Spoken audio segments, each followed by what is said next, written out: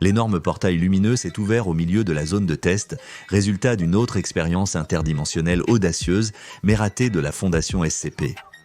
Cette fois, contrairement à la dernière qui a tué 30 personnes peu après son ouverture, il ne s'agissait pas d'un trou noir. Cela signifiait que la Fondation n'avait pas à se préoccuper de ce qui était aspiré, non, la seule préoccupation était tout ce qui décidait de sortir. Ils ne savaient pas qu'avec ce portail, ils avaient ouvert une porte vers deux mondes différents et simultanés, une terre alternative et l'outre-monde, beaucoup plus hostile et dangereux. Anticipant que les choses pourraient rapidement dégénérer, la Fondation a décidé de poster leur meilleur agent de terrain, l'incomparable Saitama, à l'entrée du portail. Ils étaient plus que sûrs qu'ils pourraient gérer tout ce qui entrerait dans cet univers avec de mauvaises intentions et il ne faudrait pas longtemps avant qu'ils aient besoin de mettre cette théorie particulière à l'épreuve. Avant que la Fondation ne puisse effectuer des tests de diagnostic, un être mystérieux a jailli du portail avec un saut théâtral. Il ressemblait à un ninja vêtu de robe noire et verte, en position et prêt à se battre. « Ah non », a dit Saitama. « Encore un ninja ? Quels idiots !» Mais ce n'était pas n'importe quel ninja. C'était le reptile combattant saurien. Dans une transformation éclair, sa tête est devenue un visage de lézard semblable à un dinosaure avec une bouche pleine de dents terrifiantes. Il a craché un jet d'acide vert mortel directement sur le visage de Saitama, mais cela a eu autant d'impact que du slime Nickelodeon. Saitama l'a essuyé avec un air de vague dégoût. « D'accord, un ninja lézard », a-t-il dit, l'air tout aussi indifférent. « C'est nouveau. » Reptile était déconcerté. Son attaque de bile mortelle avait généralement ses ennemis hurlant de douleur. Il devrait y aller pour un autre. Il ouvrit sa terrible mâchoire et une longue langue de caméléon en sortit que Saitama attrapa dans son poing ganté. Avec un tirage rude, Reptile a été traîné comme une raquette verte confuse et avec un seul coup de poing, réduit en une boue visqueuse recouvrant la chambre d'essai. Fatalité. Mais il n'y avait pas de temps pour le répit. Dès que Reptile a été écrasé, une démone tatouée a surgi du portail. Armée d'une paire de kamas tranchants comme des rasoirs, des outils agricoles japonais souvent transformés en armes mortelles dans les arts martiaux. C'était Serena, apparemment une belle guerrière à première vue, mais en réalité une entité démoniaque vicieuse, connue pour ne montrer aucune pitié envers ses victimes. Malheureusement pour elle, le combattant contre lequel elle se battait, bien qu'étant un héros, n'était pas non plus exactement connu pour sa nature miséricordieuse. Elle s'est ruée sur un Saitama confus, prête à lancer son attaque la plus dévastatrice avec sa kama. Dans ce moment critique, elle a pris sa forme de démon pour plus de force, ce qui, à l'insu de Serena, a scellé son destin. D'un réflexe fulgurant, Saitama a fait un geste brusque vers son adversaire démoniaque, le projetant contre un mur avec une telle force qu'il a été complètement détruit à l'impact. Fatalité. Après un duo de monstres, la dernière chose à laquelle Saitama ou la Fondation s'attendait était qu'une superstar de cinéma en plein essor traverse le portail. Et pourtant, Johnny Cage est sorti, dans toute sa gloire d'artiste martial métrosexuel. En plus, il portait de superbes lunettes de soleil. Saitama et Johnny n'ont pas combattu, mais ont eu une discussion productive sur les films. Johnny a même fait signer à Saitama un contrat d'option pour les droits d'adaptation de son histoire de vie, où le sirop pour le plaisir serait bien sûr joué par Johnny Cage. Il est retourné dans le portail aussi aisément qu'il y était entré. Brolité. La prochaine participante n'était pas si amicale. Une terrifiante femme ninja violette avec une paire de C et une bouche pleine de crocs que seule une mère d'outre-monde pourrait aimer, Milina. Et comme d'habitude, elle avait très faim de se régaler de chair humaine. Et à ses yeux, le nerd en costume jaune ferait une entrée parfaite. Elle s'était lancée, usant de toute sa force, sa vitesse et son agilité décuplée. Elle ouvrit sa bouche pleine de crocs acérés et mordit mortellement le cou de Saitama. Mais dès qu'elle a mordu, la force de sa morsure s'est retournée contre elle. Les dents de Milina se sont brisées comme du verre dans sa bouche. L'assassin d'Outworld a reculé, la bouche aussi pâteuse qu'un seigneur qui mâche du tapioca. Mais avant que l'humiliation de sa nouvelle vie ne puisse s'installer, un seul coup de poing de Saitama l'a envoyé à sa tombe. Fatalité. Et si la femme monstre et sa bouche effrayante n'étaient pas assez mauvaises, quelques instants après la mort de Milina, une autre bête est sortie en boitant du portail. Une femme insectoïde monstrueuse à la peau jaune chitineuse vêtue d'une sombre cape avec le meurtre en tête. C'était l'abominable Devora, une esprit de ruche maléfique d'insectes carnivores coagulé en un combattant vraiment dangereux. Alors qu'elle se préparait à attaquer, de longues pattes d'insectes en forme de lame émergèrent de son dos. Avec un cri surnaturel, elle s'est envolée pour qu'un seul coup de Saitama la transforme en une bouillie d'insectes sans vie. « Je déteste les insectes », dit-il, secouant la crasse de son gant. Mais tout ce qui sortait de ce portail n'était pas un monstre ou un acteur hollywoodien acclamé. Parfois, Outworld livrait un mercenaire cyborg vicieux comme Cabal. Il est sorti du portail, détectant immédiatement que Saitama était entouré du sang et des entrailles des combattants précédents. Il n'affronterait pas cet étranger chauve de front. Une approche plus tactique était nécessaire. « Eh, coule le masque », a dit Saitama. « Où puis-je en trouver un comme ça ?» Cabal n'a pas répondu. Utilisant sa vitesse surhumaine, il a commencé à courir pour dérouter Saitama, préparant ses armes pour un coup de surprise mortel. Mais Saitama, l'ayant déjà anticipé, s'est retourné pour affronter le mercenaire amélioré. D'un coup de pied nonchalant, Cabal a été enterré dans le béton et le métal d'un mur proche. Avec Cabal éliminé, il y avait assez de place pour que le brutal guerrier Tarkat Baraka franchisse le portail, une bête de maladie, de karmito, de corruption et de férocité. Il a pris la pose d'un guerrier et a déployé une paire de lames de ses avant-bras. « Tu ne survivrais pas un jour à Outworld, humain ?» gronda Baraka à travers une haleine fétide et un crachat. « Penses-tu que tu pourrais survivre dans notre culture de sang et de mort? Toi qui es si douce et lisse ?»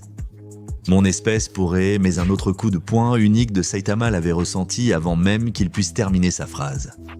Fatalité. Mais alors que Saitama pouvait résister aux monstres et aux mercenaires, comment s'en sortirait-il contre un combattant aux véritables capacités surnaturelles? Avant même qu'une figure ne sorte du portail, plusieurs rafales de glace mortellement froides ont été tirées de l'horizon des événements, frappant Saitama avec précision et recouvrant son corps de glace. Ce n'était que le premier salvo, ouvrant la voie au ninja le plus froid qui ait jamais existé. Bihan, l'un des hommes les plus mortels à avoir porté le manteau de Sub-Zero. Le guerrier maniant la glace a bondi hors du portail, virevoltant vers le Saitama à moitié gelé, prêt à porter un coup mortel. C'était jusqu'à ce que Saitama se libère sans effort et frappe le tueur glacial, le brisant en minuscules éclats de glace. Fatalité. Mais avant même que la glace ait eu le temps de fondre, un monstre géant a fait son chemin à travers le portail, étrangement grand et musclé avec 4 bras, avec des biceps encore plus épais que la tête d'un homme. Il dominait Saitama, laissant le chauve à la cape enveloppé dans son ombre imposante. « Ta mort sera ignoble », a déclaré le guerrier géant Goro. « Je vais t'écraser comme un insecte. » Saitama, fatigué de l'assaut constant de combattants venant d'au-delà de son monde, a donné un coup doux dans la poitrine du batailleur bestial. Cela a percé un trou directement à travers lui dans le processus. Goro s'est effondré, mort avant même de toucher le sol. Les choses allaient encore se réchauffer, car une lame enflammée attachée à une chaîne est sortie en hurlant du portail. Rapidement suivi par un ninja masqué aux yeux blancs fantomatiques entouré de flammes. « Viens ici !» Il a crié, car il était impossible de faire cette vidéo sans l'inclure, n'est-ce pas? Mais Saitama n'avait aucune intention d'y aller.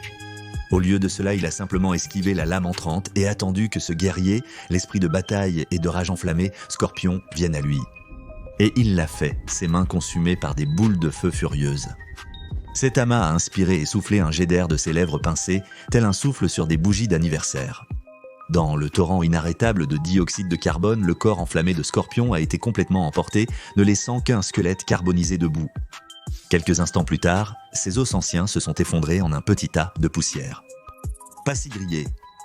À la suite de la désintégration de Scorpion, une paire de méchantes machines cyborgs sont sorties en courant du portail, Kano et Syrax, un duo de durs à cuire mi-robots qui utilisaient leurs améliorations cybernétiques pour rendre leur capacité de combat inhérente encore plus mortelle.